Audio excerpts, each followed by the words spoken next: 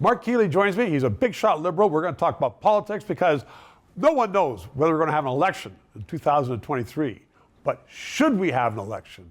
My vote is yes, we need one. What's your vote? Well, I'm going to say this, and I've said this to a lot of people, Stephen. I think that there's an outside possibility that this fall will go to the people.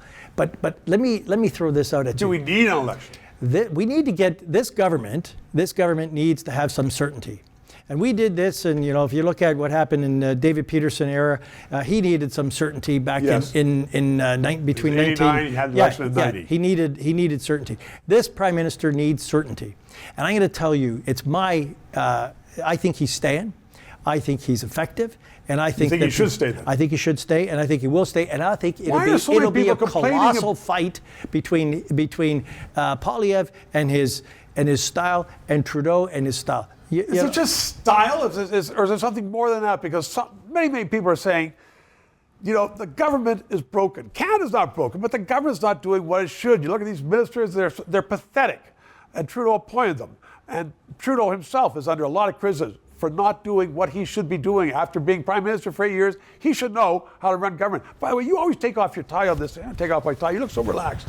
Okay, so Trudeau, should he be doing better? Should he have better advisors? He threw out all the Liberals who knew about government.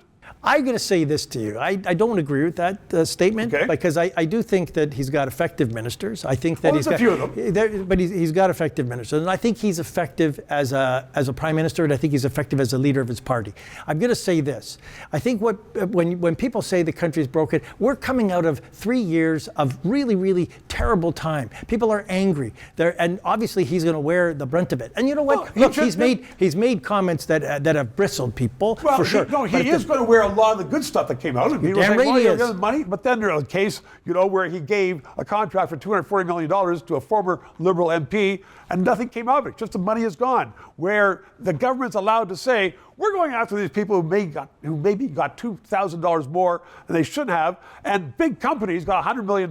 We aren't going after them. There's nobody giving direction to a bureaucracy saying, you go after this money. That's ridiculous what the head of CRA said. There is this cadre of people, and I know I'm going to hear about this, but there's this cadre of people that anytime he does something, it's almost as if Justin Trudeau is deliberately trying to screw over Canadians. That is not the case. So if you look at he's taken on a very serious mission and a very serious mandate to do what needs to be done, and handled it through the pandemic. That this, nobody. That's in the past, and politics, not what you did for me yesterday, what you're going to do for me in the future. All of this has laid the groundwork. Freaking down. All of this is laid. We're 8 years into this mandate right now. People are starting to get. But I'm telling you right now, with an election, it's going to pick up his energy, and you watch this. It'll be epic fight. You should run and get in the government and fix it. Marc Kealey, 3 minutes. Thank you very much.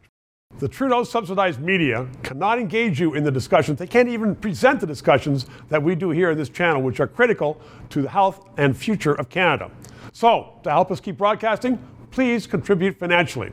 The address is below. You can write a check, PayPal, and please subscribe.